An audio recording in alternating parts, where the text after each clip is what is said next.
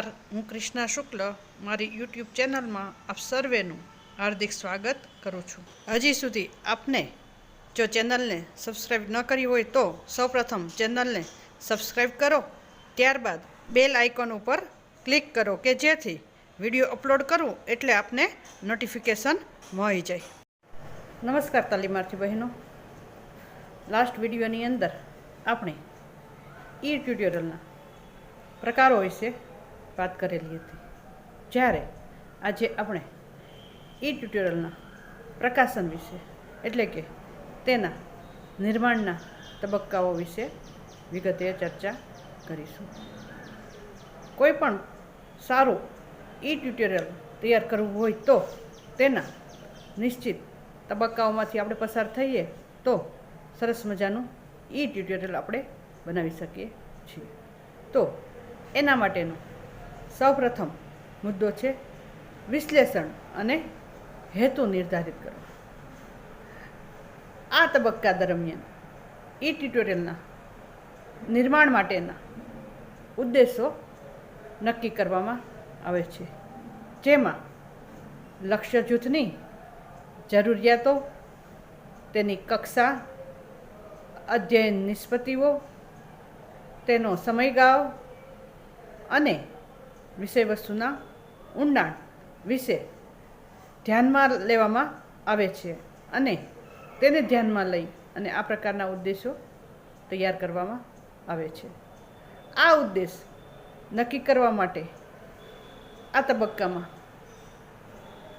અધ્યતાના જ્ઞાન અને કૌશલ્યની પ્રવર્તમાન સ્થિતિ શું છે અને તેનામાં કેવા વર્તન પરિવર્તનની અપેક્ષા છે, તે બે કક્ષાઓ વચ્ચેના અવકાશનું વિશ્લેષણ કરવામાં આવે છે અને આ વિશ્લેષણના આધારે લક્ષ્ય જૂથની જરૂરિયાતોને ઓળખી કોર્સનો સમયગાળો, વિષયવસ્તુનું ઊંડાણ, વિષયવસ્તુની રજૂઆતની શૈલી વગેરે જેવી લાક્ષણિકતાઓ વિશે ઊંડાણપૂર્વક વિચારણા કરી ઈ ટ્યુટોરિયલના હેતુઓ નિર્ધારિત કરવામાં આવે છે.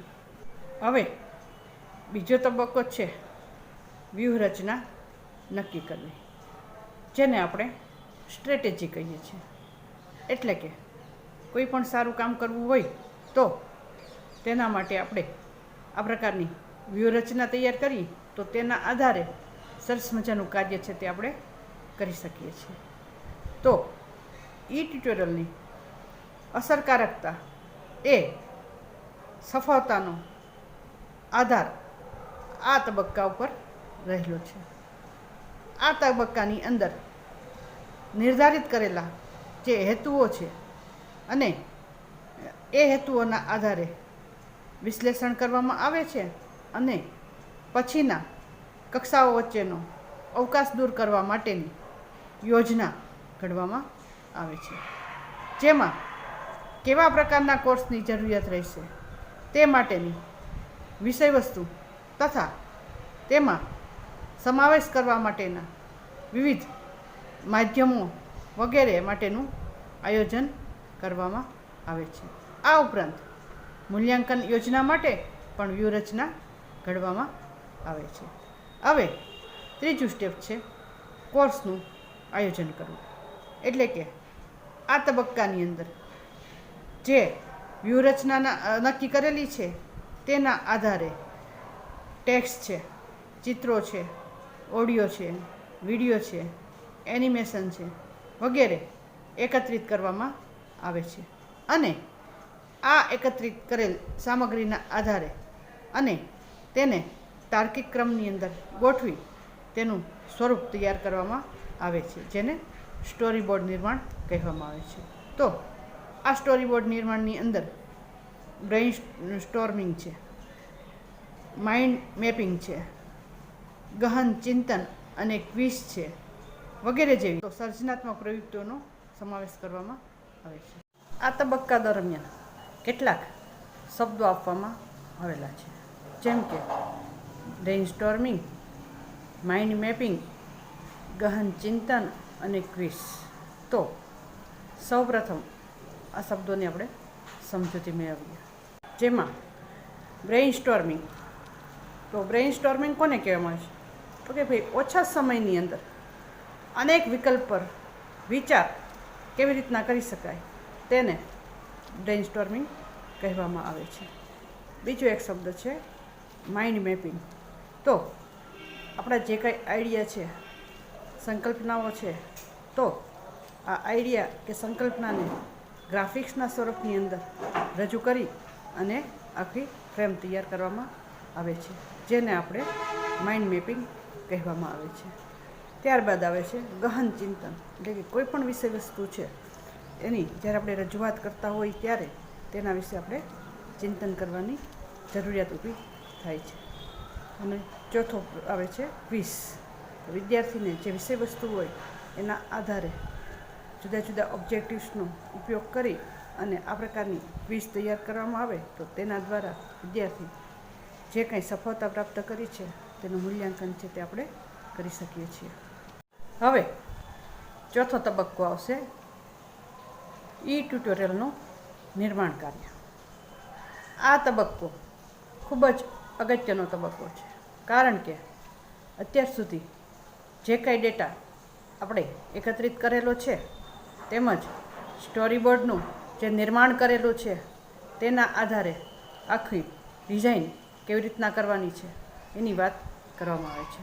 આ દરમિયાન આ જે કાંઈ ડેટા એકત્રિત કરેલો છે તેને તાર્કિક ક્રમની અંદર ગોઠવીને અને સ્ટોરી બોર્ડના આધારે સરસ મજાનું આપણે નિર્માણ કાર્ય કરવાનું આવે છે.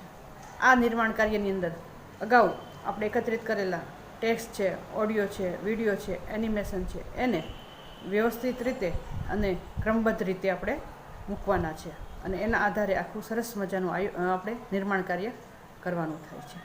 હવે આ કાર્યનું નિર્માણ થઈ ગયા પછીનો તબક્કો છે કોર્સનો અજમાયશ. એટલે કે જે કાંઈ ટ્યુટોરિયલ આપણે બનાવ્યું છે એને અજમાયશ માટે મૂકવાનું છે. તો આના માટે આપણે નાના સમૂહને પસંદ કરવાનો છે અને એ સમૂહને પસંદ કરી અને તેના સુધી આપણે જે કાંઈ તૈયાર કરેલું છે તે કન્ટેન્ટ છે કોઈપણ માધ્યમ દ્વારા, એટલે કે ઇન્ટરનેટના માધ્યમ દ્વારા અને એમાં વોટ્સઅપ છે, ફેસબુક છે વગેરે જેવા માધ્યમો દ્વારા આપણે એને પહોંચાડવાનું છે.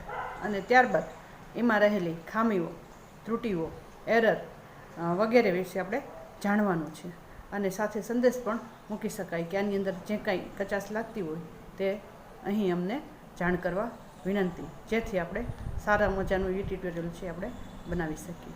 આ સમય મર્યાદા પણ તેમાં આપવામાં આવતી હોય છે અને એ અજમાયશનો સમયગાળો પૂરો થયા પછી જે કાંઈ ત્રુટીઓ છે, જે કાંઈ ખામીઓ છે એને એકત્રિત કરવામાં આવે છે અને એકત્રિત કર્યા પછી તેમાં જરૂરી લાગે ત્યાં સુધારા કરવામાં આવે છે અને સુધારા કર્યા પછી એને ફાઇનલ ટચ આપવામાં આવે છે.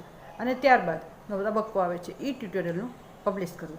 એટલે કે જે નિર્માણ થઈ ગયેલો છે ટ્યુટોરિયલ એને આપણે પબ્લિશ કરવું, એટલે કે કાયમી માટે મૂકવાનું હોય છે, એટલે કે પબ્લિશ કરવાનું હોય છે, જેથી લોકો તેનો ઉપયોગ કરી શકે છે અને એ સામગ્રી વિદ્યાર્થી સુધી અથવા તો જે કાંઈ અધ્યતા છે તેના સુધી આપણે મળી શકે તે રીતે આપણે ત્યાં પહોંચાડવાની હોય છે.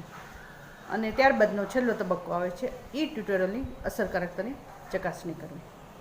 હવે જ્યારે ટ્યુટોરિયલનું પ્રકાશન થઈ ગયેલું છે ત્યારે આ ટ્યુટોરિયલ આપણે જે કાંઈ હેતુઓ નિર્ધારિત કરેલ છે એ હેતુઓને પૂર્તિ કરે છે કે નથી કરતું, વિદ્યાર્થીને શિક્ષણ કાર્યની અંદર એમાં સરળતા ઊભી થાય છે, એમાંથી નવું જ્ઞાન ઘણું શીખવાનું મળે છે વગેરે બાબતો ઉપર આપણે ચર્ચા કરી વિચારણા કરવામાં આવે છે અને જણાય તો વિદ્યાર્થીઓ પાસેથી તેના વિચારો પણ લેવામાં આવે છે અને જરૂરી ફેરફારો પણ કરવામાં આવે છે. એટલે કે જે કાંઈ આપણે આયોજન તૈયાર કર્યું છે, જે કાંઈ નિર્માણ કરેલું છે એ નિર્માણ પ્રમાણે કાર્ય થાય છે કે નથી થતું, એ માટે વિદ્યાર્થી માટે નાનકડી એવી કસોટી પણ ગોઠવવામાં આવે છે. એ કસોટીઓના આધારે વિદ્યાર્થીઓ કેટલા ટકા સફળ થાય છે તે પણ આપણે જાણી શકીએ છીએ. એટલે આ મુદ્દાની અંદર આપણે જે કાંઈ આપણે વિષય વસ્તુ બનાવ્યું છે, કન્ટેન્ટ બનાવ્યું છે, એની અસરકારકતાની ચકાસણી છે અહીંયા કરવામાં આવે છે. અને આ રીતે જરૂર લાગે ત્યાંમાં જરૂરી સુધારા વધારા કરી અને એને ફરી પાછું પુનઃ પબ્લિશ કરવામાં આવે છે. આ રીતના આ તબક્કાઓમાંથી આપણે પસાર થઈએ છીએ અને સરસ મજાનું ઈ ટ્યુટોરિયલનું નિર્માણ કરી શકીએ છીએ. અસ્તુ. અહીં કેટલાક સ્વાધ્યાયના પ્રશ્નો આપવામાં આવેલા છે. આપ બરાબર એનો અભ્યાસ કરો. જો આપને વિડીયો સારો લાગ્યો હોય તો લાઈક કરો, શેર કરો, કમેન્ટ આપો, સબસ્ક્રાઈબ કરો અને બેલ આઇકન ઉપર ક્લિક કરો. અસ્તુ. જય હિન્દ. વંદે માતરમ.